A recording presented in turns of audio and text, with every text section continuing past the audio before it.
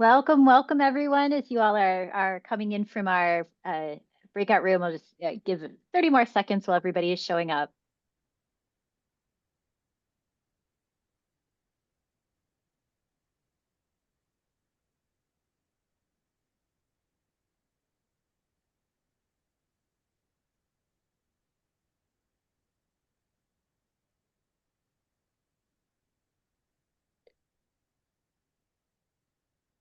All right, we are slowing down on entering the room. So let's go ahead and get started for today. My name is Denise Cook Snyder.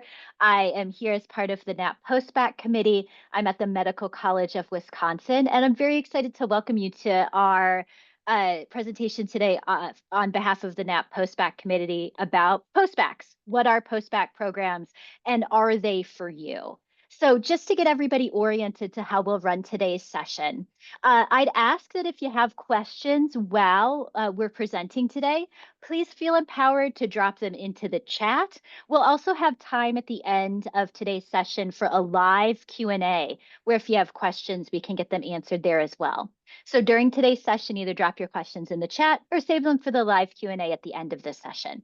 After today's session, you're welcome to feel free to contact any of us via email, and you should know that this webinar is being recorded and it'll be available on the AAMC YouTube channel after December 1st. I've also dropped some additional take-home information into the chat for you regarding some resources that we'll be referencing, as well as the contact information for all three of our speakers. I'll be serving as the moderator, and at this time, I'd like to pass it over to Susan Lawrence-Smith, who's going to be serving as our facilitator. Susan? Thank you, Denise. So welcome. As Denise said, we represent the NAP Postbac Committee. NAP is actually the organization, it's the National Association for Advisors of the Health Professions, and that's their website there. If you do not have an advisor at your undergraduate institution, or it's been some time since you were an undergraduate, and you're looking for an advisor, we do have a system at NAP for a volunteer advisor, and there's the email address for that. So if you are looking for an advisor, that could be useful. The goal of our committee is to educate advisors on the benefits of postbac programs, and in turn educating those advisors, hopefully educating students. So what we want to talk today with you about, what are postbac programs? It's a really large term. It encompasses a lot of programs. So by definition, a postbac program is any type of study after you've received your bachelor's degree or your baccalaureate degree. They're designed, in this case, to support the transition to a professional school. So we're talking today in terms of supporting you towards a health profession. Probably most of you are here today looking for medical school, but also many of these programs also support dental school, PA school, vet school, so a number of different professions in the health professions that require an advanced or graduate degree. So these programs can help ready you for those rigorous programs and increase your competitiveness for them. So it helps you in that transition. Postbac programs may include the academic courses you need, so the prerequisite courses that you need for those graduate programs, and also include those courses that you need for preparation for any of the standardized exams that you might need, let's say, for medical school or dental school. They may include clinical experiences or opportunities, so shadowing or other clinical experiences, research opportunities. They may involve leadership opportunities, mentoring, test prep, application support, letters of recommendation or evaluation, and mock interviews. So they do vary, but the goal is to get you to that next step, right? They're not an end to themselves, but that next step. So how do you find postbac programs? This is challenging, but a really good resource, and you already know how to go to AAMC because you're here today, is AAMC has a database of postbac programs. And they've just increased the description lengths in these programs. And you're kind of seeing on the right-hand side of your screen kind of what it looks like. So you can search it by location, whether it's public or private. Do they offer a certificate or not? Special focus, some other features. And then you can do some side-by-side comparisons. And then there's the link for those websites. That's probably the most robust source of information. I don't think it it's probably not absolutely exhaustive, but that's probably one of your best resources. The American Association of Colleges of Osteopathic Medicine, so ACOM, has a listing also, but these are programs that are only associated with osteopathic schools, so it's more limited in that regard. There is a CAS, or a Central Application Service, that serves many post-bac programs, though not all.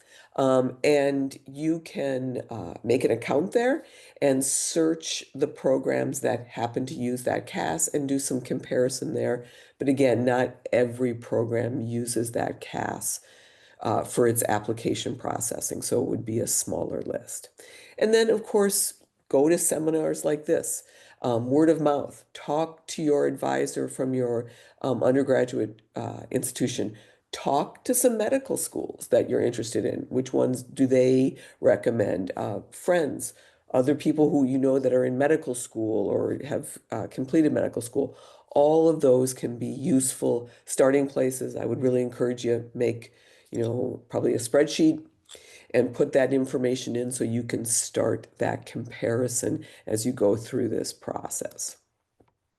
So some things to think about as you're doing this is there's a lot of terms, and one of the things on our committee we're really trying to work with programs is everyone operating off a standard set of definitions, such that when you as a student are looking at these programs, that you're really making a reasonable comparison, that you're comparing apples to apples. So you have some programs that are academic record enhancers. That means that you're probably taking courses that you've taken before and maybe some additional courses to improve your undergraduate GPA. Your grades never get replaced, so when you apply to any of these professional programs, every attempt at a course has to be documented and it's incorporated into that GPA. But you can show that you are a new, mature student. You can show new work, so it can enhance your record. And it would enhance your GPA, but it's not a replacement.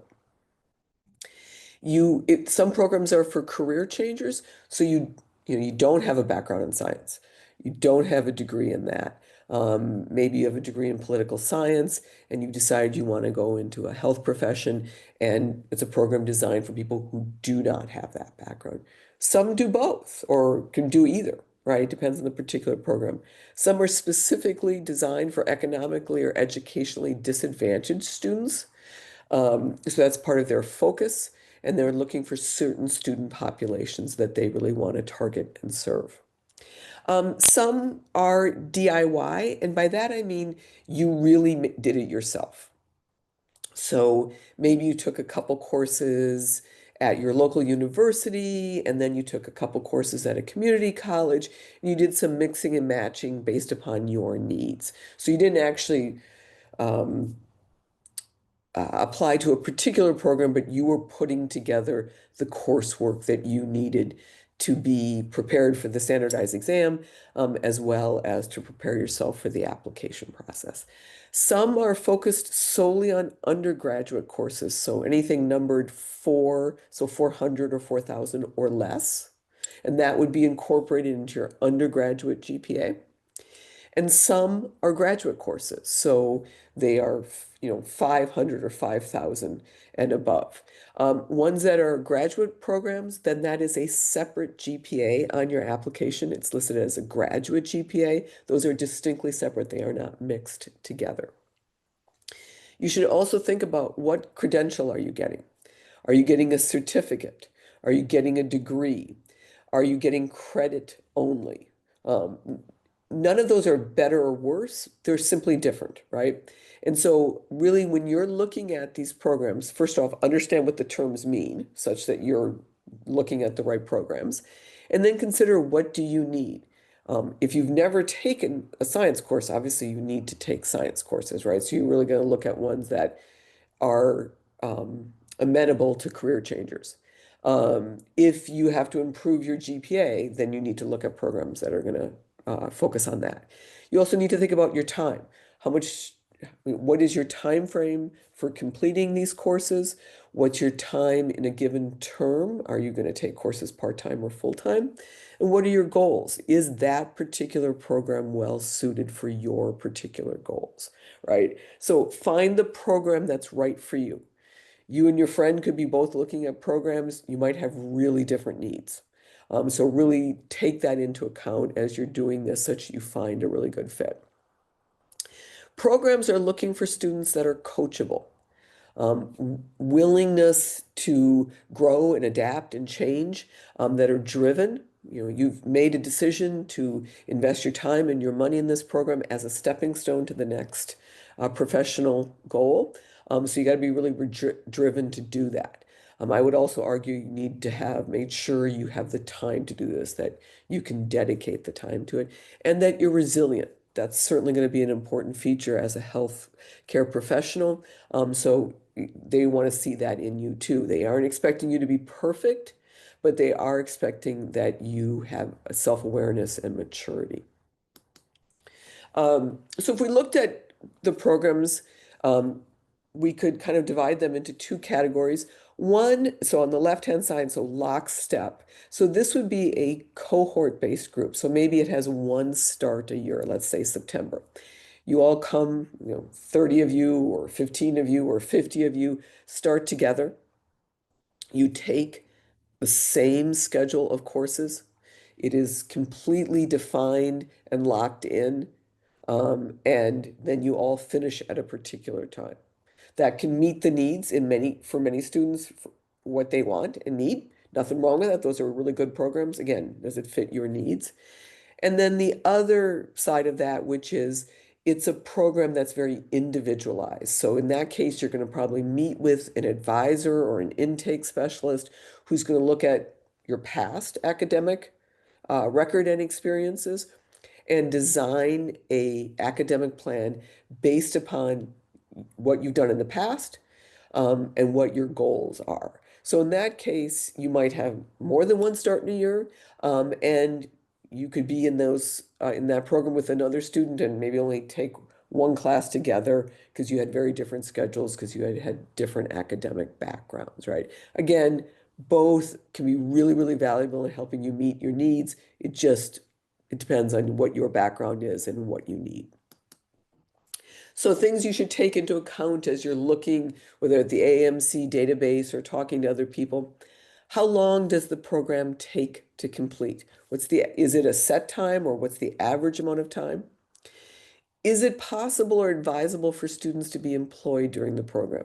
Is this a full-time program and you're committing, 40 plus hours a week to the program such that work would be very challenging and or detrimental to your study? I would make as a point there, even if it is a more part-time program, you really, to be successful in academics, you have to protect that time to engage with the material so you really learn it. So you really have to take that into account. How is the program delivered? Is it online? Is it in person? Is it hybrid? Do I have to move? Do I have to be in a particular classroom at 9 o'clock on Monday morning? Again, what type of learner am I? Is that going to work in my life? How many credits does a program award? Is there a minimum number that I have to take? Okay. Can the students attend full-time or part-time? Maybe based on my life, I can only take 8 credits. Is that possible, or do I have to go with a particular set schedule? When's the start date? Are there different start dates? Right? Um, Take those things into account. What's the class size? And how do I feel about that? Do I want a smaller class size or do I want a bigger class size, right? Um, is the course enrollment restricted for post-bac students? Or will there be a mix of students in my classes? Does the program support various pathways? Pre-med, pre-dent, pre-PA, pre-vet? Okay. How do I feel about that? Do I want to be in a class that people have varied goals, or do I want to have everyone have similar goals? What are the program's rate of attrition, graduation, and acceptance to professional schools? They should be able to tell you that. Okay. Is the school transparent about its acceptance rates? Again, they should be able to tell you that. What are the average standardized test scores or GPAs for matriculating students into the postbac? Okay. So what's the average? And you could even find out what's the lowest 10%, upper 10. What are the average standardized test scores and GPAs for matriculating students into health professions, right? So what do those look like for the people who entered the program and then the people who are reaching that next step? Oh, and is Bob on? I sure hope so. Okay, there you go, Bob. All right. Thank you so much, Susan. Sorry, folks, I've had some technical difficulties. If I do freeze, feel free to just boot me and keep going, Susan. Hi, folks. I work with career changer postbacks and academic enhancer postbacks alike. And so just to take off where Susan ended, so services and program features, as you can see, student support. Somebody already mentioned, DIY, I think, in the questions. Student support is a major factor of what you're not going to get in a DIY. You're kind of all on your own. So these things include what kind of advice are you getting, hopefully post-bac exclusive advice and not just generic internet advice. Of course, counseling services, tutoring services, student activities, those kinds of things, depending on the university and the program. Some other factors that some postbacks have not gotten in the past is library services. This is pretty standard for most postbac programs, but maybe not all.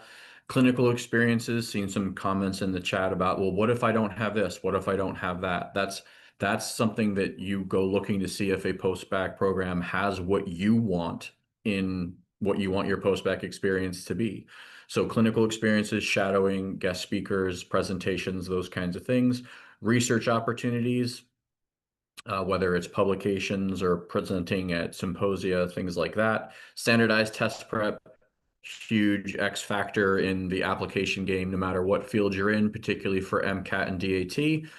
It could be not included at all. It could be paid for. It could be not paid for. It could be you get a discount, but you're paying out of pocket. It could be a fee added on in terms of what a program costs. But there's no post-bac program that's so good out there that your MCAT score won't matter to medical schools, right? So everyone needs to be prepared for standardized tests. Do you need that from your post-bac program, or are you getting that from yourself? And then the last entry here is faculty mentorship. So I get asked all the time, can I get letters of recommendation from the teachers that teach my classes? And I can't imagine any program saying no. It will be up to the faculty members, presumably. Another question would be, are you getting committee letters and that kind of support for your application moving down the road? Faculty mentorship can definitely mean different things at different places. It could be research mentorship, it could be learning mentorship, those kinds of things. Are the faculty, do they teach at a medical school or a professional school? Or are they adjuncts? Those kinds of things are definitely questions to ask about or ask yourself when you're researching on a website or asking programs if you get a chance to interact with them. So we'll move on to the next slide. I don't believe I have slide advancing authority here. There we go. So this is a big one, and it's a big question on the minds of lots of students, is what's guaranteed? Short answer is very little. But you will see language about guaranteed acceptance. You'll see a lot more guaranteed interview language on the post-bac landscape. This is due to articulation agreements, early assurance agreements, conditional acceptances, things like that. So very few programs in the country are guaranteed acceptance, meaning like, hey, we got you in, and so you keep your end of the bargain and you're guaranteed a seat. Guaranteed interview, just want folks to know that's all that guarantees. Some people think like, oh, as long as the interview is guaranteed, then I'm good to go. That's the hard part. You're right, it is hard to get an interview, but you're not guaranteed an acceptance just because you interview. And another word for articulation agreements is like pipeline agreements, linkage agreements, those kinds of things. You're going to want to ask each program what their partnerships are, what the timelines are, the requirements are, what the guarantees or not guarantees are, and things like that. So next slide. So cost of attendance, I've seen some questions in the chat already about financing. So again, this is going to be program dependent, and you're going to have to ask each program that you're interested in or you get accepted to, those kinds of things. So what every institution is required to do, as you can see, is COA or cost of attendance. To be clear, cost of attendance includes tuition, fees, and also, averages for, room and board, food, insurance, those kinds of things. COA is a term that's usually used in context of what kind of loans a program might be able to approve through the university, student financial services, those kinds of things. There is not a plethora of post-bac grants and scholarships out there, for students just to apply broadly to and hope that they get some money. So you are going to want to ask the institutions like, hey, what kind of financial support do you get? And then another big one is, our programs eligible for Title IV funding or FAFSA support, that is changing with national legislation these days. But again, grants are usually not available beyond the bachelor's degree if it's not for a graduate degree. It's very common that students need to take on private loans to cover the cost of post-bac programs beyond the FAFSA support that hopefully they get. And again, everything is based on what the financial aid offices of institutions have. So, I talk with lots of directors of post-bac programs. We all wish that we had total control over the financial situation for our programs, if not our universities. But these policies are made by the universities. And so it is best to reach out to the institutions individually to get their official word, because whatever you hear from a dean or director, it's definitely well intentioned, but a regulation could have changed that morning and they weren't aware. So you want to make sure that you're only acting on up-to-date information from the institution that you're thinking about enrolling with. And the last bullet point here, again, national legislation. We are not financial aid experts, and so we don't really want to make any statements that might be overly simplistic and mislead anybody. If anything becomes more concrete, we'll be happy to present on that next time. But right now, even financial aid experts that I talk to, it is very, hey, we'll let you know when we know for sure, but right now it's up in the air. And I wish we had more information to share with you on that front. But for now, we'll move on to the next slide. So types of applications. So there is school-based applications, which is, all right, you're applying to our school, start from scratch, start to finish. Thanks so much. Pay the fee, move on. There's also a centralized application service called Postbaccalaureate. This is run by Liaison, the company that runs like ACOMIS and some other applications for any number of professional schools. So Postbaccalaureate, you can apply to lots of programs. You apply, you fill in the information once, and then you pay by the school. The first school you apply to is about $140, and then every school you apply to after that first program costs you another 56 or so dollars. And so that can obviously add up, but the nice thing is, in that particular case, you're only actually putting in the information one time. There are competitive applications, and there's also essentially open enrollment applications, which open enrollment is basically, you want to do it, come on in. We wish you the best of luck. Competitive, it's going to be a lot harder to get a spot. And if you're worried about whether or not a post-bac program is worth the investment of time, money, or effort, I would encourage you to apply to a competitive program, because if you're getting into a competitive program, that's a good sign that you're all right to achieve your overall goal.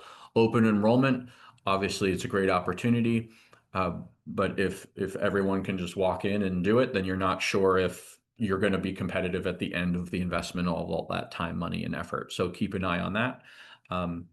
Application components. So most programs do require a personal statement. Think of this as your dress rehearsal for applying to medical school or whatever other profession you're interested in. but this is the double AMC, so I'm going to focus on pre-med. You do need official transcripts for applications for the most part. Don't just send them a copy of your unofficial transcript. They need something from your university's registrar offices. And they're interested in what medical schools are interested in. What activities have you been up to? Work experiences, service experiences, research experiences, clinical experience exposure, all those kinds of things. And then, of course, those pesky test scores, letters of recommendation, and some programs will interview, some won't. And so just be ready for all flavors of and combinations of those different attributes. All right. Moving on. So a common question that we get in the post-bac landscape is, people have lower than ideal GPAs. They're well aware of that, and they want to know, how does doing a post-bac help me address that? And so what you're looking at right now is a color-coded version of how your numbers will be represented to a medical school. So highlighted in yellow is your undergraduate baccalaureate career. So these are the grades that got you your bachelor's degree. Okay. And then highlighted in blue, this is your post-baccalaureate undergraduate GPA. So this is anything after you've gotten your bachelor's degree that is still at the undergraduate level. So I have a PhD, but if I took Psych 101 tomorrow, that wouldn't be a graduate GPA contributor just because I have a graduate degree. It would be part of my post-bac undergrad because it's undergrad level, but after I got my bachelor's degree, right? So that's in blue. What you see highlighted in green with the cumulative undergraduate, so this is the cumulative GPA that includes everything highlighted in yellow and highlighted in blue, because this is every undergraduate level coursework that you've ever done compiled into one GPA. So they're going to see who you were, during and at the point of getting your degree, who you were in a post-bac program that wasn't for a graduate degree, and then who you are collectively with that undergraduate work. Then highlighted in orange here, the graduate work, this is a completely separate GPA. Notice there isn't like a cumulative GPA below graduate on the left here. It's because professional schools do not combine them all together. Okay. And so graduate is a completely separate GPA. So if you do a graduate program for your post-baccalaureate work, that is going to be a separate GPA that does not get added inherently on the application to your undergraduate work. It's a separate GPA. Okay, so undergraduate post-bac gets lumped into undergraduate GPA and boosts that up. Graduate stays, quote unquote, sequestered from that. And, check with professional schools, but the vast majority of them are focusing on the undergraduate GPA when comparing, applicants side by side, so to speak. So I hope that clears a little bit about that up. And we'll move on. So again, just this is a little bit of review, but so just to recap some of the benefits of post-bac programs, and this is based on research that you see referenced in these individual boxes. So students in schools have really seen that post-bac program experiences lend themselves to a higher level of maturity and awareness and resilience in students, which is obviously a good thing moving into the challenges of medical school. It helps students refine their goals and be able to better communicate their passions. Maybe they find that they actually don't hate science because they had a better experience somewhere in a post-bac program. We know those prereqs can be frustrating early in the undergraduate experience. Students feel better prepared. I've never had a student ever say, "Yeah, I don't feel better prepared." They feel like they're a night and day different person coming out of a post-bac program, and it's really fun to see them be proud of that and have that higher level of confidence. So just snaking along with the line here. So despite lower GPA, MCAT scores, you know, they do, they found themselves academically basically. So even though they might not have had glowing, sparkling 4.0, 525 numbers coming into medical school, they're ready to fight that fight going into medical school, and their board scores see a comparable level with the people who did have those sparkling numbers coming in from undergrad. Of course, it improved science GPA with the opportunity that comes with the post-bac program. Again, faculty mentorship, which I touched on earlier, excuse me. Personalized application advice. So it's a big part of, how do you represent yourself on the page? How do you represent yourself and tell someone who you are in an interview? And so that's a part, if you go to a supportive postbac program that has good advising, you're going to have a greater awareness and a greater skill set to be able to communicate in those ways. Postbacs have a higher retention rate in medical school, which of course med schools are very interested in. They want students who are getting through the whole thing, not flaming out in a year or two. Not that that happens too much, but less so with postbac students. And just this last box here, right? So keep in mind, I saw some questions in the chat. It's like, well, what should I do if it's this and this? What should I do if it's this and this? And it's really, it's not a math equation where it's like, oh, you need that and that, well, then that's the best program. You need that and that, well, then that's the best program. You need to research programs, see what they have to offer, know what you want to do to supplement your own profile, and choose the one that feels like it's the best fit for you, if you have options in terms of where you got in. It's actually quite similar to what you should be doing with medical schools, right? Everybody, well, not everybody, lots of people like, I'll just go wherever they take me. Like, please, just somebody take me. And that's okay. Like, you're open-minded and there's nothing wrong with that, but you're going to be working your butts off to get in. You definitely want to have your goals and shoot that shot and have that target and know what you want and know what you're working for, and that you're doing that strategically instead of just like, well, I did this postbac program, so I hope that's what they needed. Um, you know, so talk with your pre-health advisors and ask them, what you think you might be missing or need to work on the most, and pursue a program that you think will give you an opportunity to do that. All right. Moving on.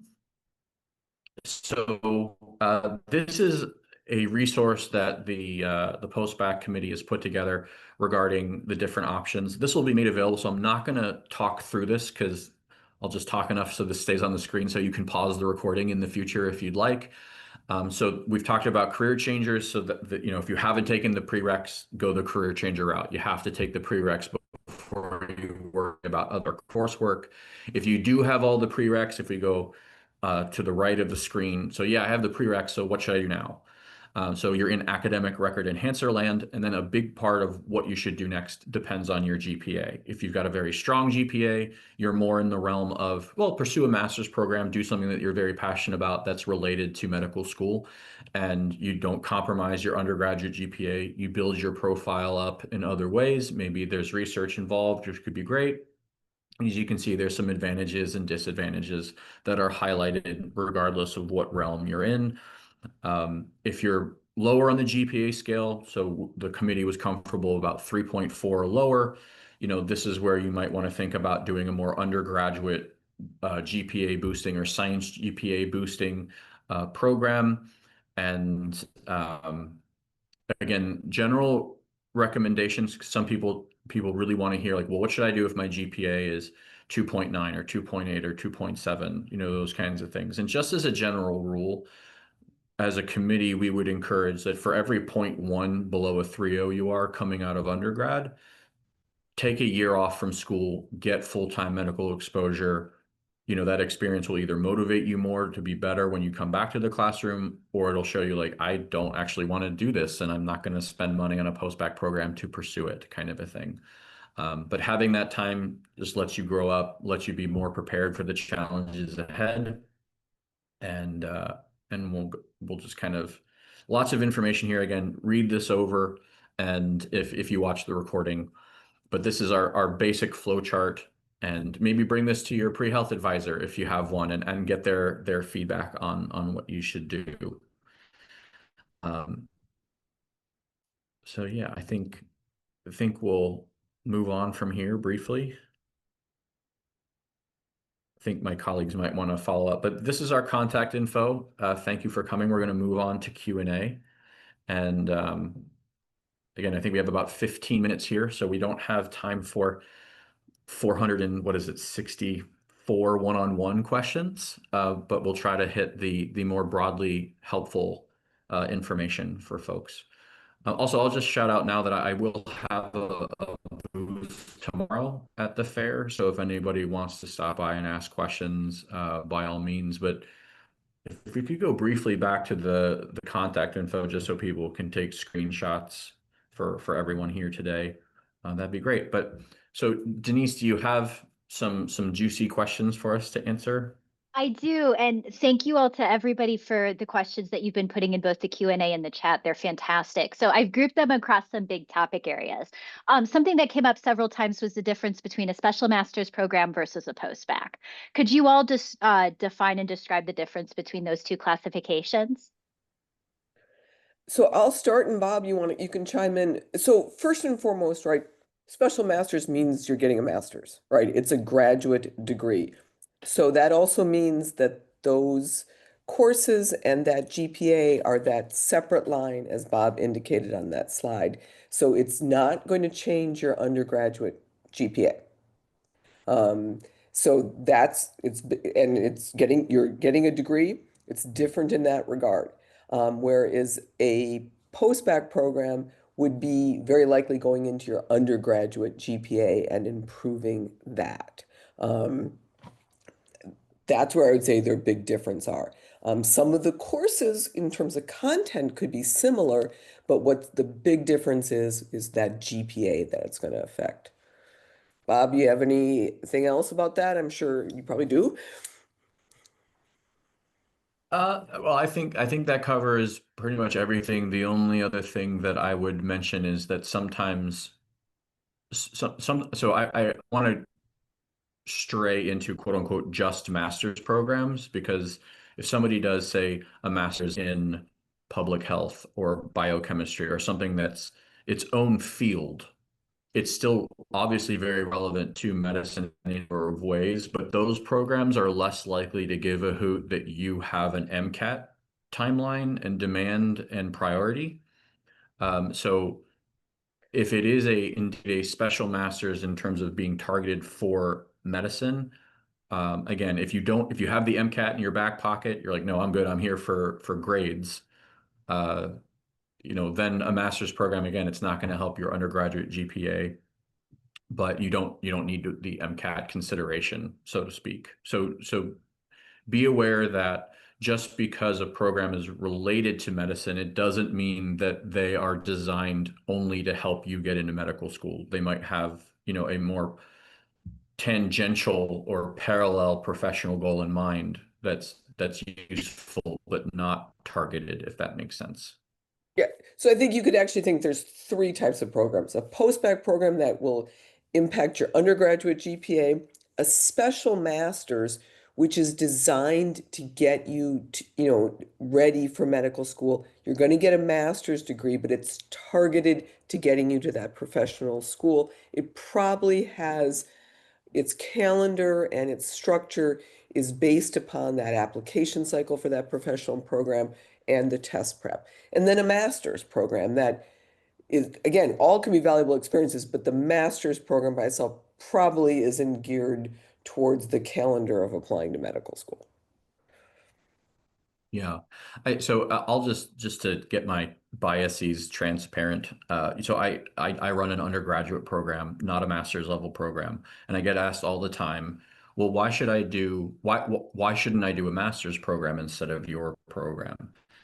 And knowing what I know about the post-bac and medical school application landscape, my answer is if I were applying to medical school, I would pursue a master's program if it had a very transparently strong pipeline into one of my dream schools. If it was not attached to a medical school, then I would defer more to an undergraduate program, which the GPA boost would help more broadly. Um, but to each their own on that front. So then a related question that's come up frequently is the utility of doing a DIY post-bac at a community college as opposed to an existing undergraduate post-bac program or special master's program. Can you all speak to the pros and cons about choosing a DIY community college approach for either taking or retaking classes versus an undergraduate post-baccalaureate program? Sure. So first off, community colleges are great places. You can take usually 100 or 1,000 and 200 to 2,000 level courses. You cannot take upper level courses at a community college. So you could take some courses there, but probably not everything you need to prepare for medical school. You couldn't take that upper level biology, probably not biochemistry as an example. So it's not going to offer you that full suite of courses that you need. I think also it's probably not going to be able to provide the level of individualized advising that you're going to need to prepare for medical school. They have a different goal in mind in terms of community college. And I think really importantly, not every medical school will accept community college credits. And so before you start down that route, be judicious, look at the schools that you are seriously considering. Maybe that's your home state school as an example, and see if they will even accept community college credits, because that is not a guarantee. Another similar line of questioning is what's the advantage or disadvantage of doing a post-bac versus simply just retaking courses that you have done poorly in your undergraduate education? I think there is, so if you were, I'm going to pick on my home state of Minnesota, and let's say you had gone to the a school and you are now back in Minnesota and you were going to retake classes there. You're a non-matriculating student because you got your degree already.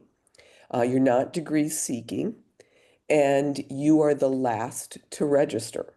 So you have the lowest priority. You may not get into the classes because you're not a major in that program, right?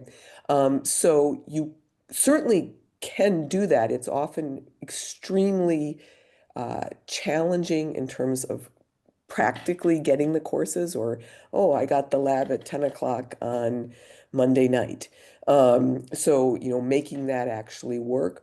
Also, generally speaking, if you're non-matriculating and non-degree seeking, then you do not have access to tutoring, you do not have access to advising or any other services there. So if you're going to do that, look at that very carefully. What am I getting if I do that? Yeah, I just want to also address some things that I'm seeing in chat. So there is one of the challenges about the post-bac landscape is what the meaning of post-bac is. And I saw somebody say we're confusing people by telling them that there's a difference between post-bac programs and master's programs. So I just want to be clear. So what post-baccalaureate means is that it's coursework that you're doing after you earn your baccalaureate degree, right? Obviously, graduate work happens after your baccalaureate degree. So all master's programs are technically post-baccalaureate work or post-baccalaureate programs if you want. The original coining of the phrase post-baccalaureate was for undergraduate work that wasn't that was after your bachelor's, but it wasn't technically graduate work. So post-bac programs originally were this kind of no man's land of it's more undergraduate work between the two things. Um, so a master's degree is graduate work and it's post-bac work. But post-bac programs were originally this kind of no man's land of I need more undergraduate courses, but I have my undergraduate degree, right? So it is a confusing landscape, and we're not trying to make it more confusing. And I hope I haven't made it even muddier by addressing that. Um, but yeah, regarding community college courses, one of the things that you should know about post-bac programs is that not all med schools know everything about every post-bac program. And the same goes for community college. Med schools don't have this archive of like, oh, which community college, who taught it? Oh yeah, that's awesome. That's strong. Fantastic.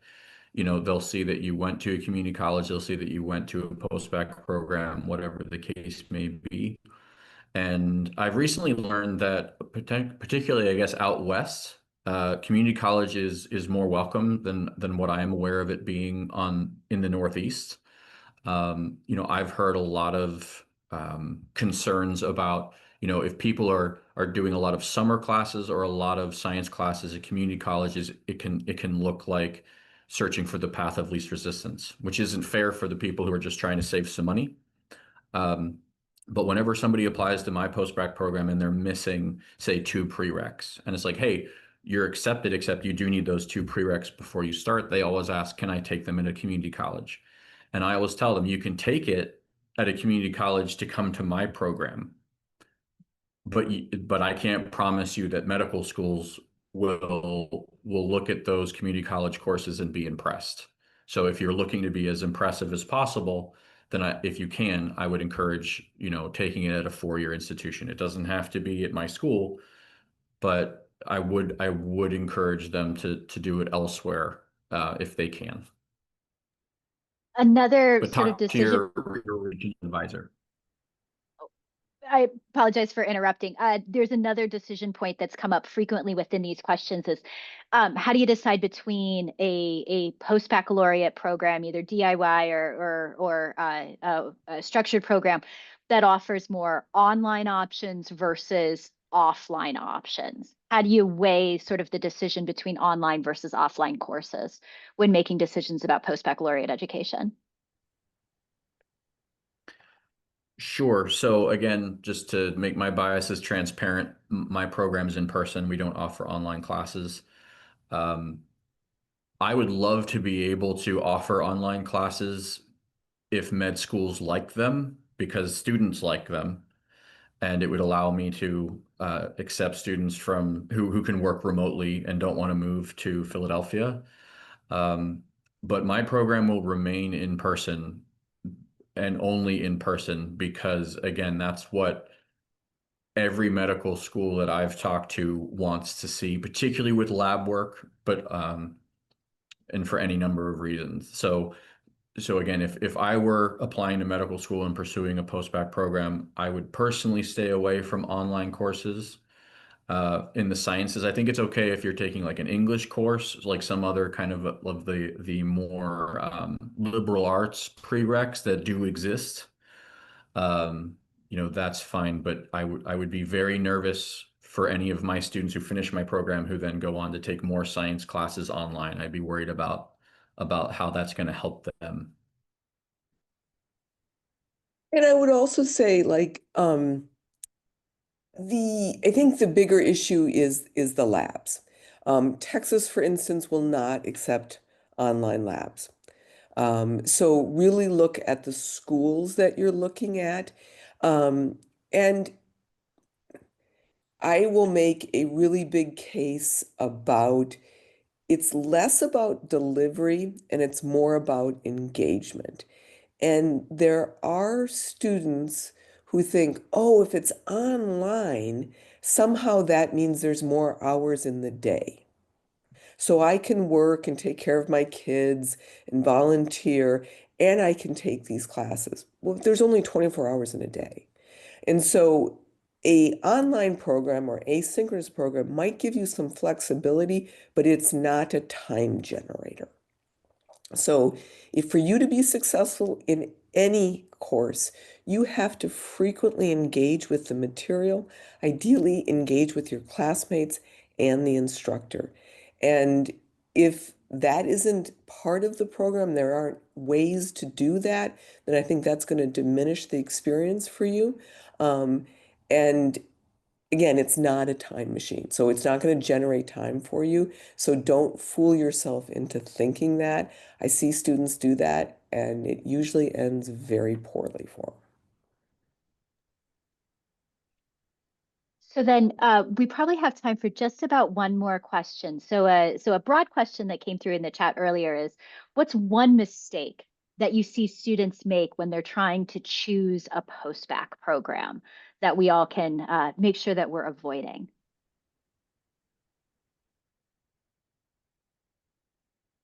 Susan, you want to go first?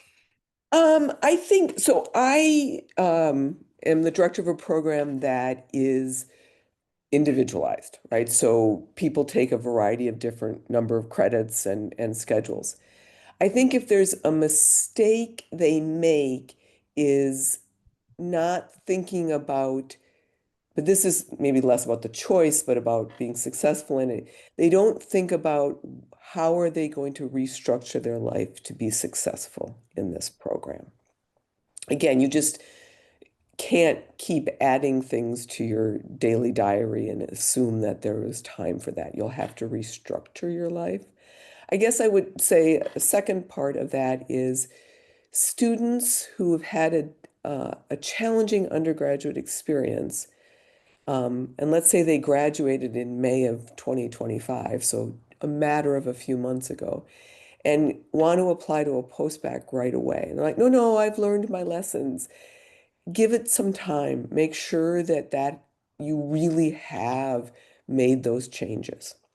I know none of you feel young, but you're very young, and give yourself that time to really have reinforced those changes such that when you do the post-bac, you're really ready to hit that ground running. Yeah, that's well said, Susan. I think it does boil down to go go to a post-bac opportunity where you are confident that you are going to be able to do what you set out to do. Don't think the program is going to do it for you. So there's no post-bac program where they do it for you. They're all hard, they're all science, and you have to do all of the work. You just want, presuming you want support in that work, guidance during that work, those kinds of things. Best analogy a mentor of mine ever used, I use it all the time. It's like a gym membership. You pay for a gym membership, what do you get? Debt, right? You don't get the results that you paid for unless you show up every day and grind on it, like when you want to, when you don't want to. If it's a performance based, it's an effort based process. You aren't paying to fix something. You're paying to have an opportunity to showcase that your old numbers aren't who you are, your old experiences aren't who you are, but you're the one doing it. So know that's the basis of the choice. And to answer the question more bluntly from another side of things, have a financial plan. I have students come to me 2 months into a program telling me that something fell through, and do you have money for me? And my answer is always no. I'm very sorry. I wish I did. And I just, so have the financial side planned. And because this stuff is hard enough without financial distractions, and there's no distraction quite like a financial distraction, in my experience. So, but it's a very important question. Thank you, Denise. Of course. With that, we're at 2:46. So I'll drop some additional resources and contact information into the chat again. Um, uh, Many of you are asking, and I put this in the chat, but I'll verbalize it as well. Many of you are asking really excellent and important questions about your specific scenarios, your length of time that you've been out of school, your GPAs, your credit hours, your MCAT status, etc. Those are extremely important questions. Please know that in the chat, I've linked to the NAP Find an Advisor tool. You deserve individual attention. I would highly encourage you to reach out to either an established pre-health advisor that you have, or to use the NAP Find an Advisor tool so that you can have those important one-on-one conversations that are difficult to have sometimes in a room full of 400 plus individuals. As I said at the top of today's session as well, to my knowledge, this webinar is being recorded. It should be available on the AAMC's YouTube channel after December 1st. So with that, unless Denise, there's can I just say one thing? So for all of you still on, remember there is the post-bac fair tomorrow. My school will be there, so you can drop by. And I know Bob will be there, but many other post-bac programs will be there. So that is a great time to start that comparison and start asking some of those specific questions too. So that's a really great forum for you. excellent. Thanks, Susan. Bob, any last words? No, thanks for coming, everybody. Hope this was helpful. Great. Thank you so much, everyone. We appreciate your attention and engagement today. Um, please use those resources that we've dropped into the chat for you and reach out with any further questions. Thank you, everyone.